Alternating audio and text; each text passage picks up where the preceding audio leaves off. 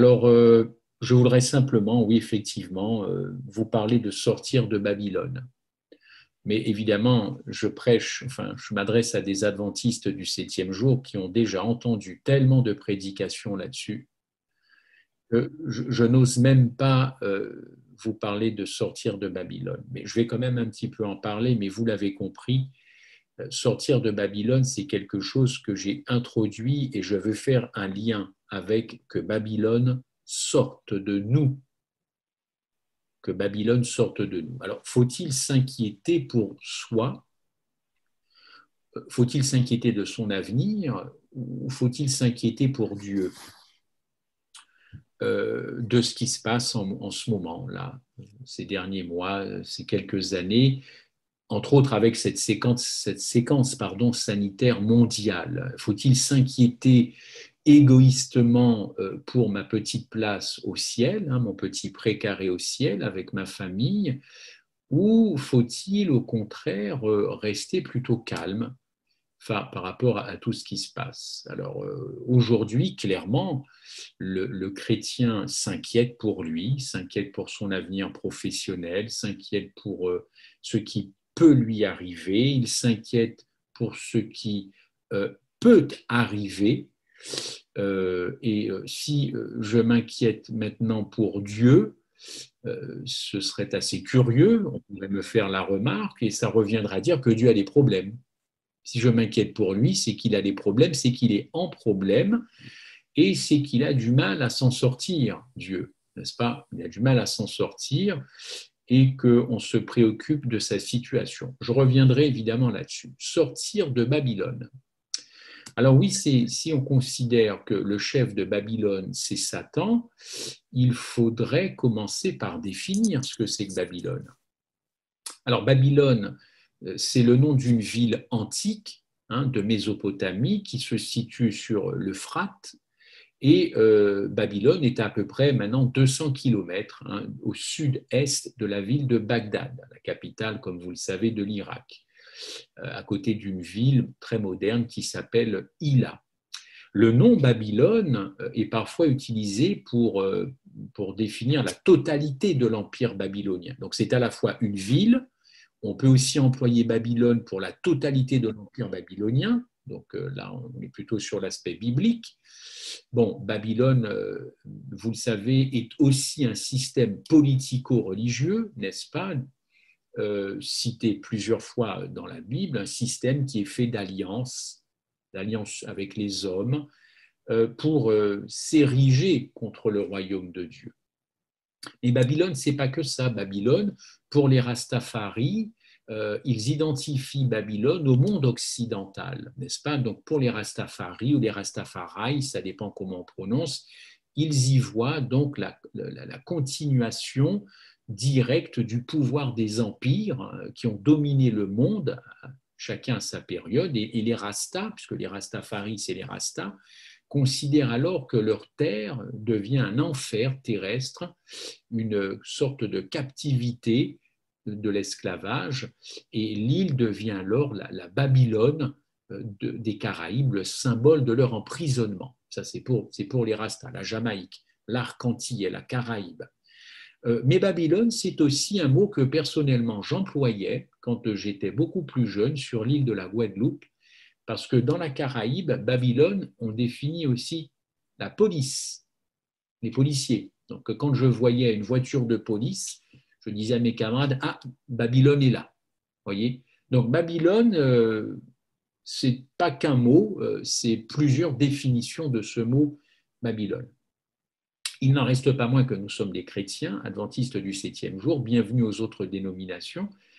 Nous allons rester sur le plan biblique, n'est-ce pas? Je reviendrai là-dessus. Alors si effectivement Babylone est mentionnée en Apocalypse 14, 17, 18, avec un ordre de sortir de Babylone, n'est-ce pas, de peur de participer à ses péchés, et si nous restons dans Babylone, nous finirons par avoir des plaies, il faut savoir que dès le début de l'histoire, la ville de Babylone a représenté toujours une défiance envers Dieu. D'ailleurs, sa tour, Bab-El en deux mots, elle fut un monument, vous le savez, d'apostasie et un centre de rébellion. Je vous renvoie à Genèse 11, versets 1 à 9.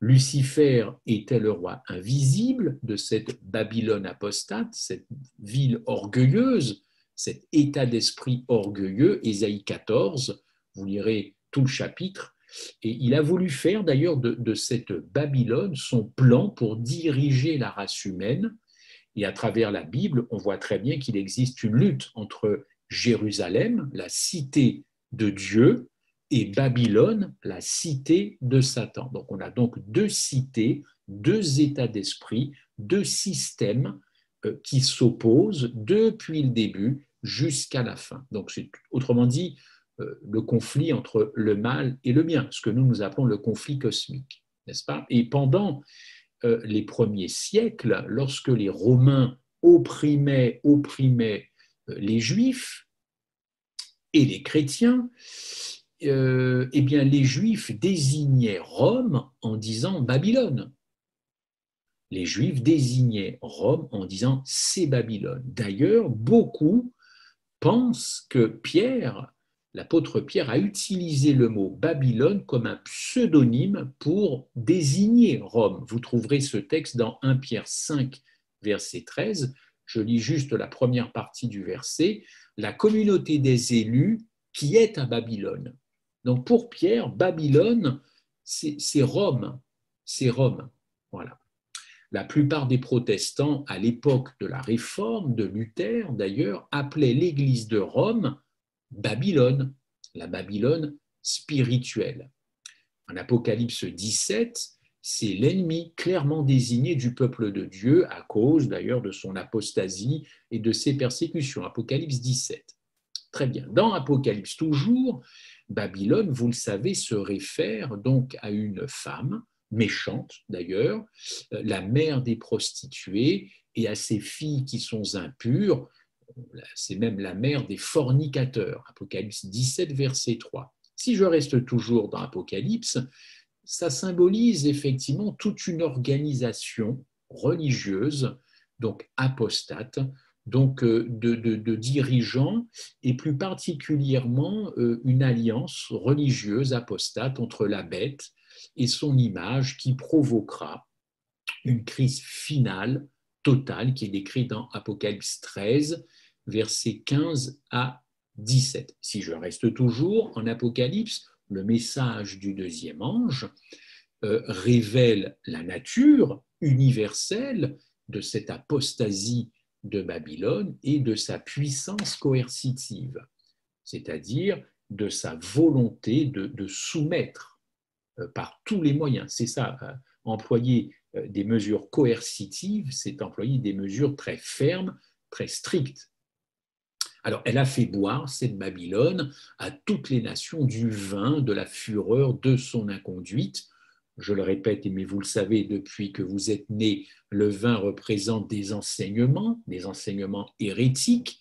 Donc, Babylone fait pression sur les pouvoirs de l'État pour imposer partout de faux enseignements et des décrets religieux contraires à la parole de Dieu, n'est-ce pas? Donc, je continue toujours dans cette prostituée, la prostitution qui est mentionnée représente, encore une fois, des relations illicites entre Babylone et les nations, entre l'Église, toujours apostate, et le pouvoir civil, le pouvoir politique, évidemment. L'Église, elle est censée être mariée à son Seigneur, n'est-ce pas? On le sait, mais en recherchant le soutien de l'État, n'est-ce pas, cette Babylone, ce système politico, eh bien, elle abandonne son époux et il se prostitue parce qu'elle pactise avec les différents pouvoirs civils, politiques en place. Vous lirez à loisir Ézéchiel 16 et Jacques 4. Ézéchiel 16 et Jacques 4. D'ailleurs, Jacques 4, verset 4, « L'amour du monde est une inimitié contre Dieu. » De même, je poursuis qu'au cours des premiers siècles, l'Église de Rome a apostasié et de nombreux protestants mais je pense que certains ouvrent beaucoup les yeux en ce moment, se sont écartés des grandes vérités bibliques de la Réforme. Et je me réjouis de voir qu'il y a une réflexion chez les protestants, non pas pour donner raison aux adventistes, mais pour revenir à ce fameux sola scriptura, parce qu'effectivement, il est temps de revenir à l'autorité de la Bible et aux grandes vérités, d'ailleurs, qui viennent de la Réforme, qui ont été un peu quand même oubliées, et bon, on sent quand même que les choses bougent un petit peu. Donc, chers amis, Babylone, c'est donc l'alliance, n'est-ce pas? Une alliance de différentes organisations religieuses, je les répète, qui ont rejeté le message du premier ange, ont rejeté le message du deuxième ange, ont rejeté le message du troisième ange. Voilà, donc c'est du rejet total, c'est clair, au moins les choses ne souffrent pas de confusion. Et du coup, Apocalypse 18 annonce une chute complète, totale de Babylone, et encore une fois, cette invitation à sortir de ces différents groupements religieux qui vont s'associer à la très grande religion, l'Église catholique romaine, qui elle-même va s'associer à un certain mouvement protestant apostat, et tout ce magma de systèmes politicaux va effectivement s'en prendre à peut-être sûrement même un reste de personnes qui, elles, voudront rester fidèles à la parole de Dieu. Le message du troisième ange est tout aussi clair, d'ailleurs, il fait suite à ce que l'on vient de dire. Je le résume en quelques mots. Le message donc du troisième ange, on a l'habitude de dire que c'est le message le plus solennel, n'est-ce pas, hein, et le plus, d'ailleurs, le plus terrible de toute la Bible. Il révèle que ceux qui se soumettent à l'autorité humaine, ceux qui se soumettront à l'autorité humaine, au cours de la crise finale, finalement, vont finir par adorer cette fameuse bête et son image plutôt que Dieu, n'est-ce pas? Pendant ce conflit, va surgir deux catégories distinctes de personnes. Une catégorie s'attachera à l'évangile, on l'appelle le reste dans la Bible, encore que l'Église du reste n'est pas mentionnée dans la Bible, en tout cas pas comme ça. Et puis l'autre qui s'attachera donc et adorera la bête et son image, et elle va attirer cette partie beaucoup de jugements contre elle, les plus terribles, et ceux qui voudront, encore une fois, chérir les commandements de Dieu, c'est-à-dire les aimer, les garder. On parle aussi d'obéissance, mais je peux très bien concevoir qu'on puisse obéir par peur d'être perdu, ou qu'on puisse obéir aux commandements pour gagner le ciel. Donc moi, je préfère la tendance chérir, aimer, apprécier les commandements de Dieu. Et Apocalypse 14, versets 9 à 12 nous dit, et on l'a tellement oublié, nous les adventistes du 7e jour, c'est plus prêcher la foi de Jésus. Voilà, donc on a finalement... on connaît la Bible, mais on a déséquilibré la Bible, puisqu'on a très souvent oublié la foi de Jésus. Tant mieux si ça revient, c'est parfait, mais il est temps, n'est-ce pas? Donc tout ça, ça va se jouer autour d'un faux culte, un vrai culte, n'est-ce pas?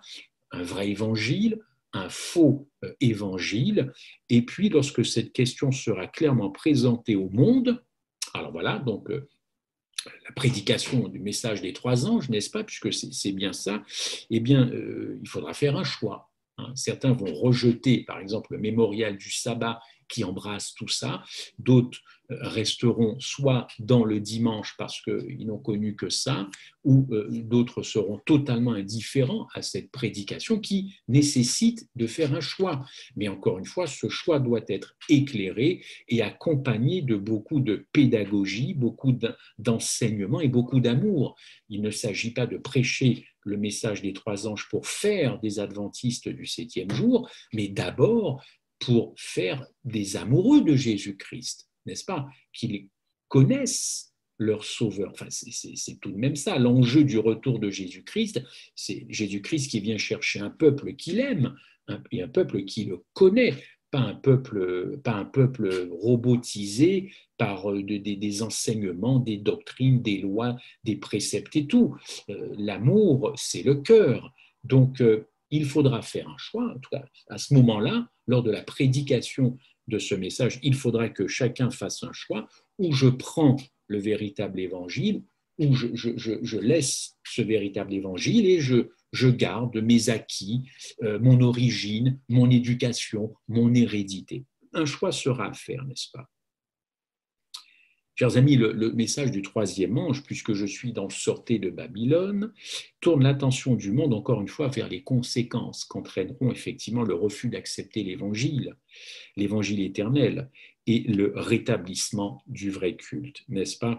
Ce choix va impliquer des souffrances, la Bible est très très claire, pour ni acheter ni vendre, ce n'est pas un choix qui sera facile à prendre, mais ce choix devra être dicté par un cœur énorme pour l'évangile, pour la découverte de l'évangile, pour la présentation du Sauveur. Et donc c'est un choix qui va impliquer beaucoup d'amour, mais beaucoup de sacrifices, parce qu'on risque de perdre beaucoup de choses. Et nous qui sommes peut-être déjà dans le moule, nous allons y perdre des plumes, mais ce sont des plumes terrestres. Mais la façon de présenter cela à ceux qui découvriront cela, il ne faudra pas leur faire peur. Il n'y a rien de pire que de mettre dos au mur quelqu'un. C'est comme ça et c'est pas autrement.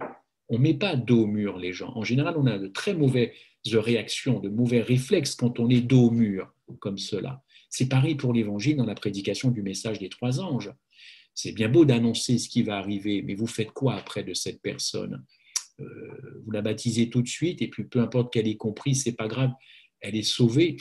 C'est ça, c'est ça la mission qu'une certaine Église a. Je me pose des questions parce que je ne suis pas sûr que ce soit ça. Néanmoins, il y a des choix qui impliqueront des souffrances, notamment le vrai évangile. Mais ce choix, ce sera dicté, je l'espère en tout cas, par beaucoup d'amour pour moi, pour les autres, pour qu'ils soient totalement épanouis dans ce choix, même si, encore une fois, ce choix sera accompagné, pardonnez-moi, de sacrifice. Je crois que la notion de sacrifice, nous la perdons petit à petit, et ceux qui arriveront à l'Évangile prendront conscience peut-être davantage que nous ce que c'est qu'un sacrifice, parce que là, nous serons peut-être dans la dernière séquence de l'histoire de ce monde, et peut-être que sûrement pour eux, perdre tout leur coûtera moins que nous perdre tout. Sortez du milieu d'elle et séparez-vous de ce qui est impur.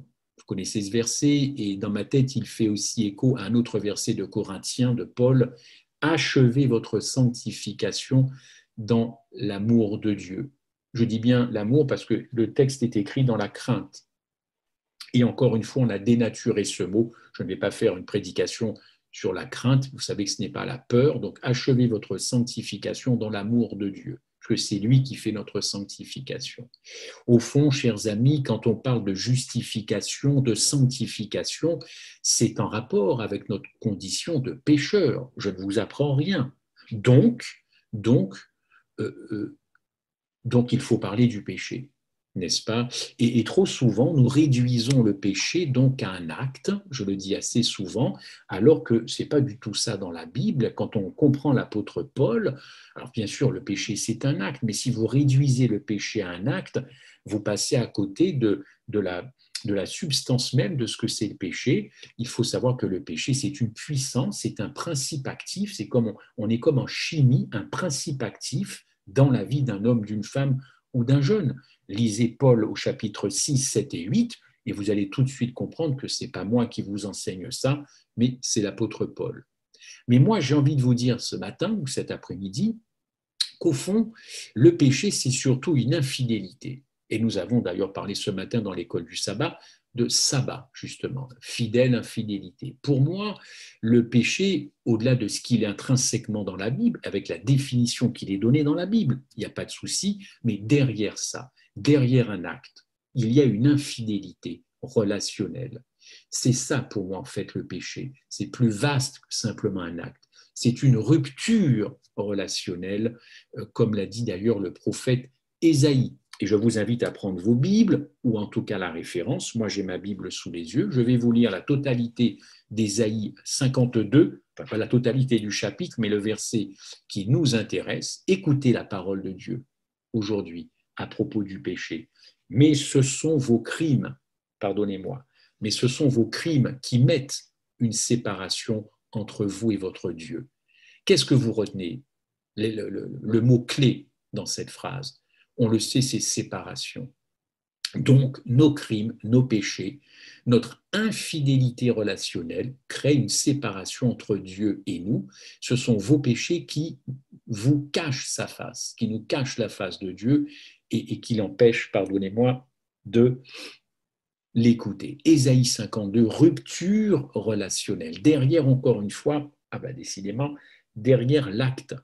Rupture relationnelle, infidélité qui a une origine, Lucifer.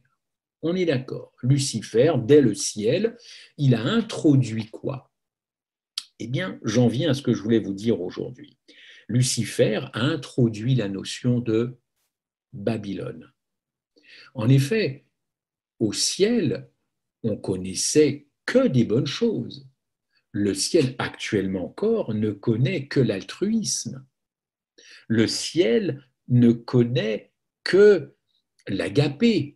Le ciel ne connaît que le don de soi. Le ciel ne connaît que le service, l'amour des choses bien faites. Et Lucifer, lui, en fin de compte, il a introduit une nouvelle notion. Il s'est coupé de Dieu en façonnant, vous le savez, sa propre image, différente de celle que Dieu lui avait donnée. Autrement dit, il a introduit un nouveau système de pensée, un nouveau logiciel, lequel penser à soi avant de penser aux autres, se faire du bien, son développement personnel, son bien-être, sa petite personne, n'est-ce pas? Il a créé donc une autre façon de voir les choses que Dieu avait créée pour l'homme. Il a créé une autre conception des choses, une autre façon de concevoir l'existence, une autre manière d'être libre, n'est-ce pas? Il s'est donc, et j'insiste sur le mot, il s'est créé sa propre image, n'est-ce pas? Et du coup, il s'est soucié de lui, il s'est soucié de son pouvoir, et je trouve qu'on met très souvent l'accent dans la chute en Éden, ou dès le ciel d'ailleurs, de pouvoir, de pouvoir. Il a voulu le pouvoir, il a voulu la louange, très très bien tout ça. Mais en faisant tout ça, il s'est créé une nouvelle image différenciée évidemment de celle que Dieu lui avait donnée. En d'autres termes, il est devenu la norme, il est devenu la référence, il est devenu un être à part, coupé de son créateur. Autrement dit, Lucifer est un centre à lui-même. Il est le centre d'où devait converger toute l'attention, les honneurs, les louanges et tout ce que nous savons, n'est-ce pas?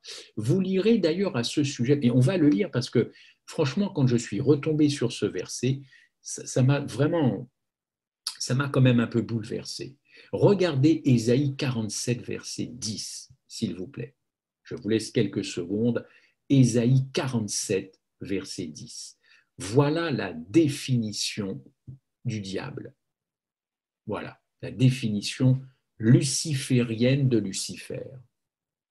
Ésaïe 47, verset 10. Moi et rien que moi.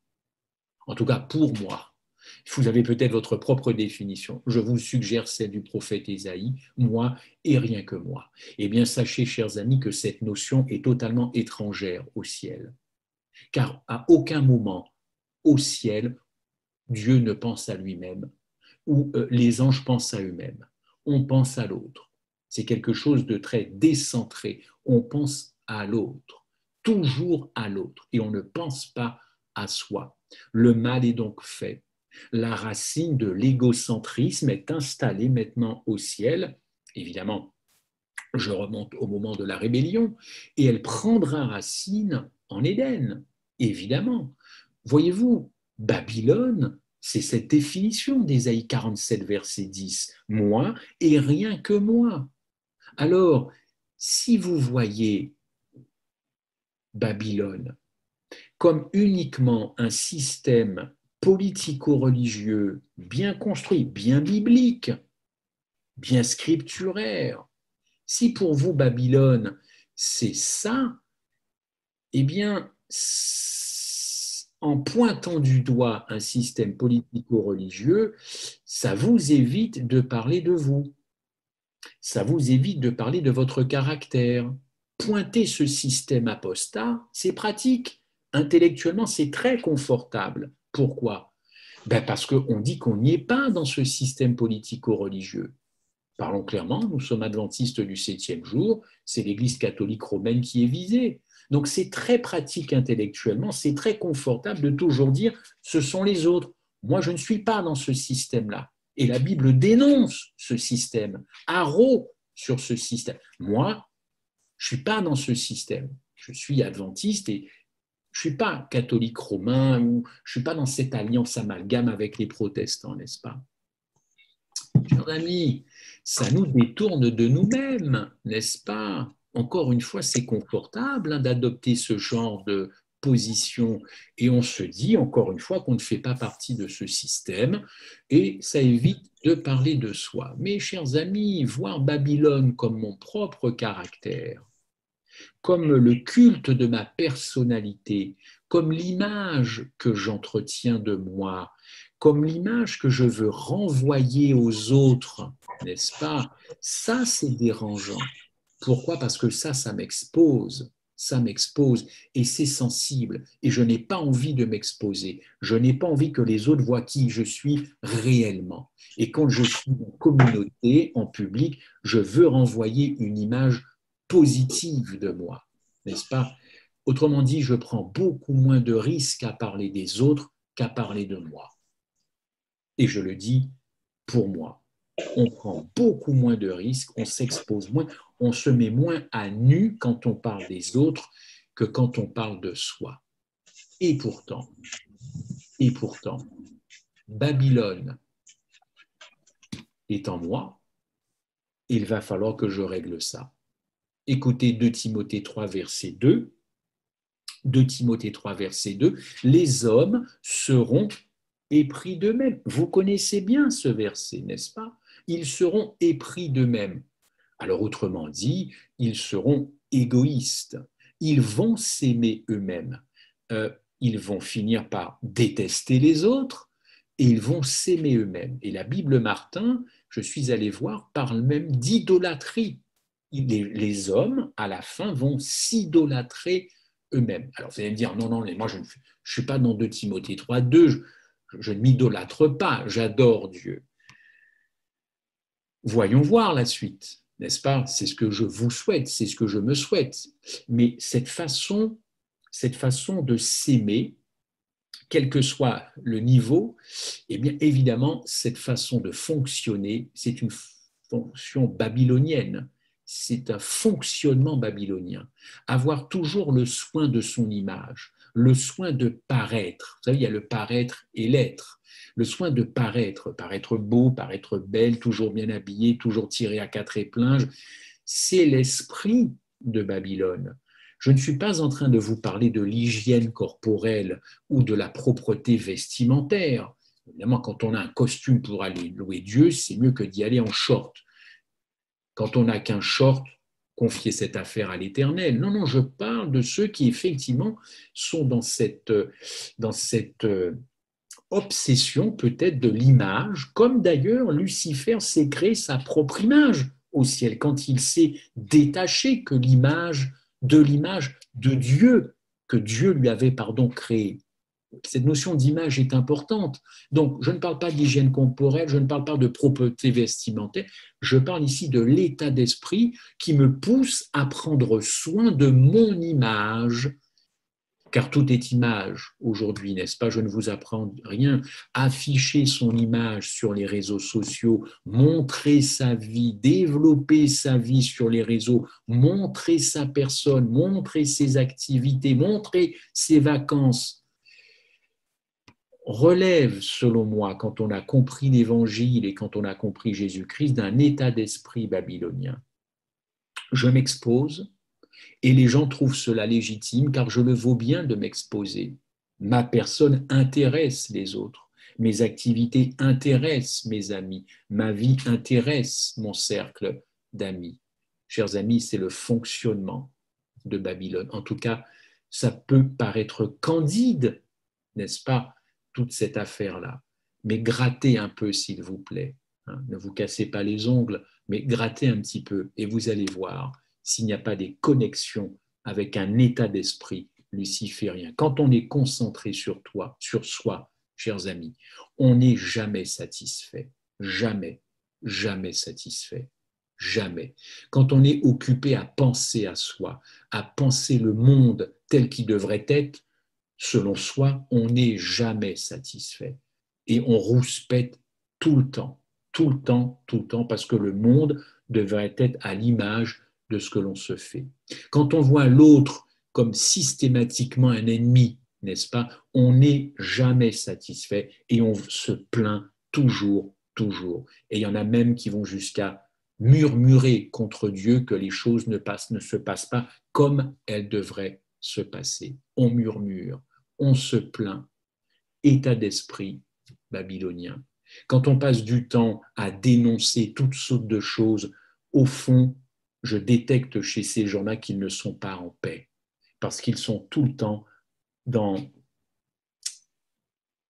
la frustration, tout le temps dans l'inquiétude, tout le temps dans la dénonciation. Il n'y a pas de paix au fond. Or, Christ est là pour nous apporter la paix, quand bien même le monde s'ébranlera d'ailleurs. Chers amis, nous avons le souci de nous-mêmes.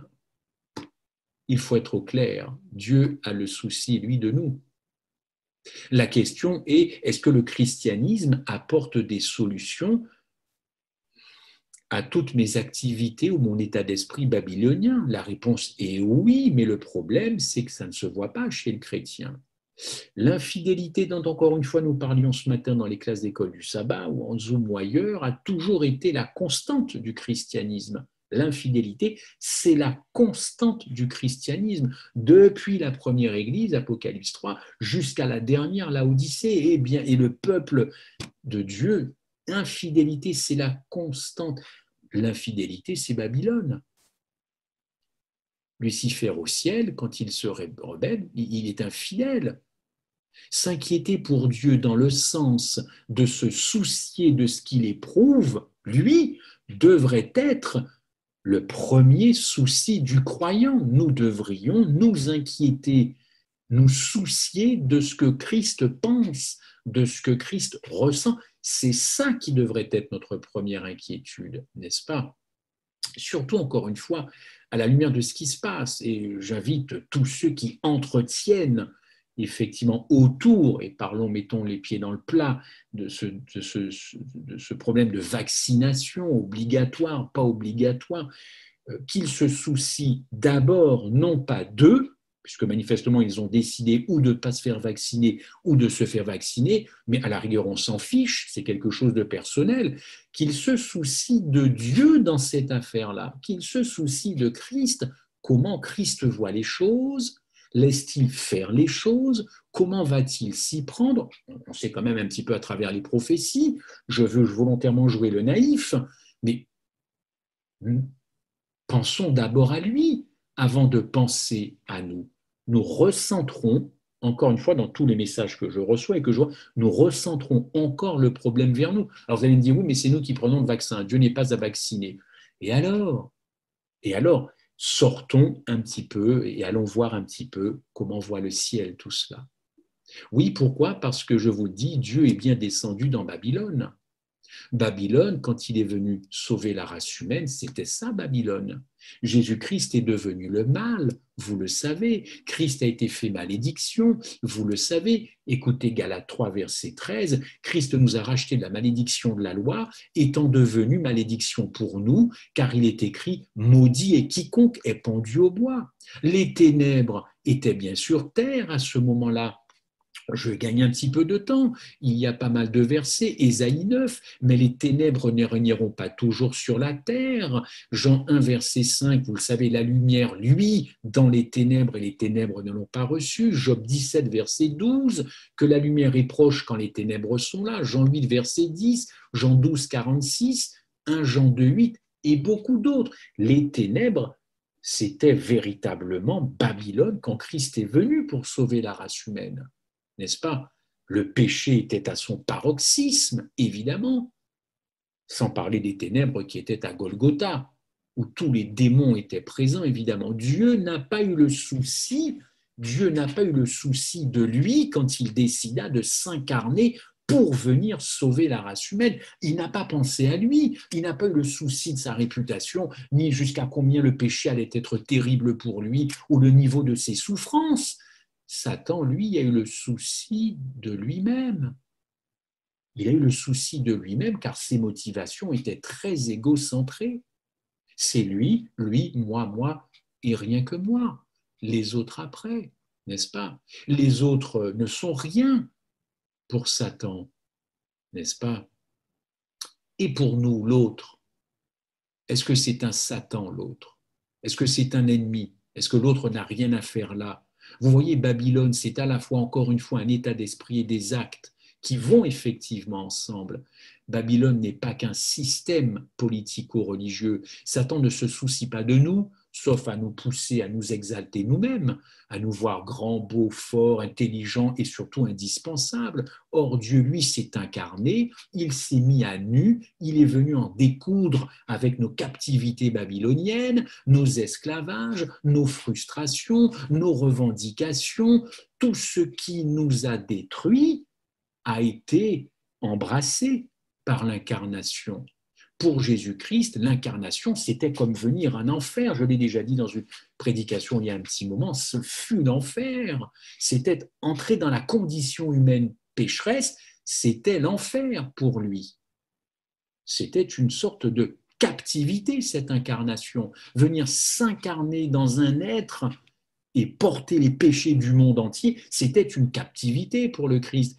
Christ est entré en captivité babylonienne pour nous sauver de Babylone.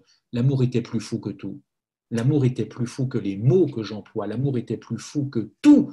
Il y a des enjeux cosmiques à notre caractère, mais certes, ce n'est pas ce que nous recevons sur nos téléphones. On ne parle très peu de notre caractère. On parle beaucoup de l'autre. L'autre, oui, qui veut absolument, qui m'en veut, quoi. L'autre qui m'en veut. Alors donc, effectivement, ça évite de penser à son caractère, de toujours pointer du doigt les autres, n'est-ce pas? Mais comme je le disais encore récemment, ce qui m'interpelle en ce moment, c'est Matthieu 5, 44. Vous avez appris qu'il était dit, tu aimeras ton prochain et tu haïras ton ennemi. Mais moi, je vous dis, aimez vos ennemis, bénissez ceux qui vous maudissent, faites du bien à ceux qui vous haïssent et priez pour ceux qui vous maltraitent et qui vous persécutent. Tout ça pourquoi? Afin que vous soyez fils de votre Père qui est dans les cieux, car il fait lever son soleil sur les méchants. Matthieu 5, 44. On n'en voit jamais ce verset-là. Matthieu 5, 44 sur tous les groupes, les réseaux. On n'en voit pas ce verset de Matthieu 5, 44. Et pourtant, c'est l'enjeu de la fin des temps. Ça, ce verset-là, pour moi, c'est l'enjeu de la fin des temps. Je devrais aimer celui qui me forcera à me faire vacciner. Je devrais le bénir, je devrais l'aimer, l'embrasser, quand bien même il me force à prendre un vaccin ou toute autre chose. Je ne vois pas ce verset-là qui est envoyé aux frères et sœurs. Je ne vois pas du tout ça, parce que ça, c'est très embêtant d'envoyer ce verset-là, n'est-ce pas? C'est très inconfortable. Il y en a même qui n'y croient plus à ce verset-là. Aimer son ennemi, celui qui vous persécute et celui qui va vous maltraiter. Ça, c'est ça qu'on doit voir passer dans les réseaux, c'est ça dans les vidéos. Parce que c'est l'enjeu de la fin des temps, mon caractère, mon salut dépend de ce verset-là. Combien même j'ai 10, 15 ans de christianisme ou que sais-je, 35 000 baptêmes, 35 000 heures de vol. Matthieu 5, 44, ça va être le maillon faible parmi les chrétiens. Notre souci devrait être de demander à Dieu de m'apprendre à aimer mes ennemis, à m'apprendre à ceux qui disent du mal de moi, de ne rien revendiquer pour moi-même, apprendre au fond ce qu'on appelle le fruit de l'esprit, la douceur, la patience, tolérer ceux qui ne sont pas comme moi. Ça, ce sont les vrais challenges à la fin des temps, n'est-ce pas? Ça, il faut parler de ça, car beaucoup de choses nous poussent à la radicalisation. Ça, je vous parle de l'enjeu de la croix, n'est-ce pas? C'est pour cela, encore une fois, qu'on n'a pas encore tout compris de ce qui s'est passé à la croix. Tout comportement qui n'aspire pas à expérimenter ces valeurs bibliques, c'est un comportement babylonien. Toute recherche d'accomplissement personnel ailleurs qu'en Christ, mon identité Christ, c'est état d'esprit babylonien. Tout ce qui me pousse à rechercher mon identité dans la couleur de ma peau, dans tout ce que vous voulez, ailleurs qu'en Christ, me frustrera. C'est écrit, nous serons toujours frustrés si nous cherchons notre identité ailleurs qu'en Christ, car mon identité est en Christ. Et Satan pousse les gens à cette obsession identitaire ailleurs qu'en Christ. Il veut cloisonner les gens. Chers amis, on doit se poser la question, mais qu'est-ce qui dans ma vie est imprégné de Babylone?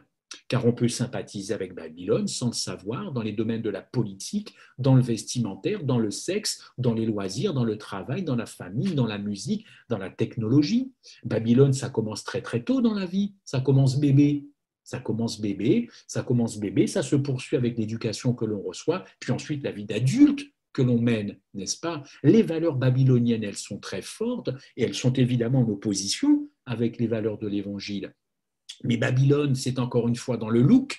Quelqu'un l'a dit une fois, j'ai beaucoup aimé, c'est dans l'assiette, Babylone, et c'est dans le cerveau, et ce qui est plus embêtant aussi dans l'Église. Oui, parce que l'Église, elle aussi, elle a bu du vin, cet enseignement confus, douteux. Il arrive qu'on défende des idées, chers amis, il arrive qu'on défende des doctrines. On pense souvent les choses par rapport à notre compréhension, n'est-ce pas? Et en fin de compte, on pense les choses par rapport à nous, à ce qui nous convient. Mes chers amis, désolé de vous dire que Babylone nous prépare à détester les gens. Ça nous prépare à détester, à se méfier des gens, y compris entre croyants d'ailleurs. Babylone prépare à la discrimination totale et finale. Et qu'est-ce que je vais faire de Matthieu 5, 44 alors à la fin? Babylone prépare la discrimination, la segmentation des gens, cloisonner, élever des murs. Ça, c'est l'esprit babylonien. Et que tous ceux qui entretiennent quelque chose depuis plusieurs mois, posez-vous cette question, notamment le débat sur les races en ce moment, n'est-ce pas? Babylone, c'est aussi un attachement au pouvoir, c'est aussi un attachement à l'autorité, les gens autoritaires, mais c'est un esprit babylonien, c'est un esprit luciférien si vous aimez l'autorité, le pouvoir. Avoir peur de la mort, avoir peur de la mort. Désolé de vous dire, c'est un esprit babylonien. Oui, parce que Satan veut nous faire avoir peur de la mort. Et je suis toujours très ému quand je parle de la mort par rapport à ce qui m'est arrivé. J'étais sur cette table en train d'être opéré.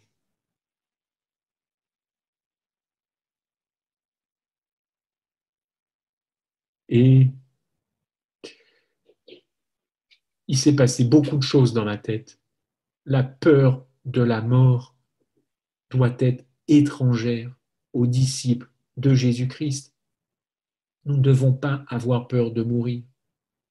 Et combien j'aimerais que mes frères et sœurs, au lieu d'entretenir un état d'esprit ambiant dû à tout ce que vous savez, devraient demander à Dieu ce sublime privilège de ne pas avoir peur de mourir. Écoutez, Paul, pardon Claude, je suis un petit peu long, pardon. Rendez ma joie parfaite. Rendez ma joie parfaite. C'est l'apôtre Paul. Ayez un même sentiment, ayez un même amour, ayez une même âme, une même pensée. Ne faites rien par esprit de parti ou par de vaine gloire, mais que l'humilité vous fasse regarder les autres comme étant au-dessus de vous-même. Que pensez-vous de ce verset, chers amis? Philippiens 2, 4. Que l'humilité vous fasse regarder les autres au-dessus de vous, que chacun de vous, au lieu de considérer ses propres intérêts, considère aussi ceux des autres. Que pensez-vous? Que faisons-nous de ce verset? L'esprit de l'Évangile est dans ce verset. Alors oui, Babylone prophétiquement est tombée. Oui, Babylone est un système. Babylone est un système dangereux car elle a rejeté les trois messages. C'est un système spirituellement qui est tombé. Ce système est institutionnel, mais la question est que Babylone est sortie de moi, c'est-à-dire mon fichu caractère? Quand on aura tout perdu, que restera-t-il dans notre cœur? Un état d'esprit babylonien, une amertume, ou alors en se disant mais c'est pas grave ce que j'ai perdu. comme la fille de Nicodème. Je racontais ça il n'y a pas très longtemps, c'est la tradition juive. Nicodème a tout perdu, il a été chassé de Jérusalem avec sa famille est devenue des mendiants et un jour sa fille était en train de mendier aux portes de Jérusalem. Un dignitaire pharisien passe, il voit cette jeune fille, il lui demande son identité, il était prêt à lui faire l'aumône, à lui donner de l'argent. Elle lui dit, je suis la fille de Nicodème. Et là il a dit, vous êtes perdu, je m'en vais, vous êtes maudit. Il ne lui a rien donné. Nicodème a tout perdu sur le plan terrestre, mais il a tout gagné, entre guillemets, pour le ciel. Il est bon de se rappeler maintenant que Jésus disait, moi et le Père, nous sommes un, moi et le Père, nous sommes un, le Père même, car beaucoup de chrétiens se sentiront abandonnés et caresseront, chériront un état d'esprit babylonien, d'amertume, de regret. Nous y arrivons tout droit à ce sentiment d'être abandonné, d'avoir fait beaucoup de choses pour le Christ, de ne pas être récompensé. On y arrive tout droit. Il faudra se rappeler que Jésus disait, moi et le Père, nous sommes un, le Père m'aime et le Père nous aime. Chers amis, la phrase la plus courante de la Bible, ce n'est pas tu ne feras pas ci ou tu ne feras pas ça. 365 fois ne crains pas. Voilà la phrase la plus utilisée dans la Bible. Ne crains pas. Et je voudrais terminer avec Jésus-Christ, notre exemple. Dans Avec Dieu chaque jour, voici ce qui était marqué. C'est les noces de Cana. Un mariage devait avoir lieu à Cana en Galilée. Les intéressés étaient les parents de Joseph et de Marie. Le Christ savait qu'il y avait une réunion de famille et de nombreuses personnalités qui seraient présentes. Aussi, en compagnie des disciples qui venaient de se joindre à lui, il se dirigea vers Cana. Dès qu'on sut que Jésus était arrivé dans cette ville, une invitation spéciale lui fut adressée. Il s'est joint aux personnes de toutes conditions participant à ce festin. Et bien qu'aucune ombre de mondanité n'avait terni sa conduite, il a approuvé cette réunion, ce mariage en sa présence. Il y avait là une belle leçon pour les disciples du Christ à travers tous les temps. Ils ne doivent pas s'exclure de la société, ni renoncer aux relations sociales, ni se séparer volontairement de ses semblables. Madame White, n'est-ce pas? Pour atteindre toutes les classes, nous devons les rencontrer à l'endroit où elles se trouvent, car elles nous chercheront rarement sur notre propre endroit. Et ce n'est pas seulement du haut de la chair, poursuit Ellen White, que les hommes et les femmes sont touchés par la vérité. Le Christ éveillait l'intérêt des hommes en allant parmi eux leur faire du bien. Il les cherchait au milieu de leur activité quotidienne. Il leur témoignait un intérêt sincère dans leurs occupations habituelles. Il allait dans chaque demeure délivrer son message et il se plaçait sous l'influence de la divinité qu'il enseignait par le propre main. Jésus, oui, c'est vrai, censurait l'intempérance, les dérèglements, et cependant, il était sociable. Il acceptait aussi bien de partager ses repas avec les nobles et les grands que celui des pauvres et des affligés. Il ne tolérait aucune scène de débauche ou d'orgie, mais il était content de participer au plaisir innocent. Oh, chers amis, j'aurais tant et tant et tant de choses. Le Christ est venu pour abattre les murs de séparation. Il est venu montrer évidemment de la miséricorde et de l'amour. Évidemment, il n'a délaissé aucun être humain. Il s'asseyait à côté des publicains. Par sa sympathie et son amabilité en société, il montrait qu'il reconnaissait la dignité humaine, même parmi ce qu'on appellerait aujourd'hui les crapules, hein. Eh bien, il reconnaissait de la dignité chez ses propres ennemis. Les hommes aspiraient à mériter sa confiance. Ses paroles descendaient sur les cœurs assoiffés. Bien qu'il fût juif, il se mêlait librement aux Samaritains. Il dormait sous le toit des Samaritains. Il mangeait à la table des pharisiens. Il partageait les repas préparés par eux dans les rues, les traitant avec la gentillesse. Que sais-je, que sais-je, que sais-je? Qu'est-ce que le Christ n'a pas fait, chers amis? Pour conclure, je voudrais vous dire, oui, Oui, oui, il faut sortir de Babylone car c'est un ordre de notre Seigneur Jésus-Christ pour notre propre intérêt. Bien entendu, c'est vrai, c'est salutaire. C'est salutaire, famille, amis, nous devons les inviter. Nous devons bien leur expliquer tout ce que représente Babylone, hein, et pas qu'un système politico-religieux, pas qu'un millefeuille religieux, parce que Babylone, je peux l'avoir en moi pour toutes les raisons que j'ai citées. Alors c'est curieux, je peux dire aux gens sortez de Babylone, et moi, non pas que j'y suis, mais mon état d'esprit, mes motivations, mon caractère, ma personnalité peuvent relever de cet état d'esprit. Alors oui, sortir de Babylone, c'est salutaire, mais que Babylone sorte de moi, c'est crucial. Amen.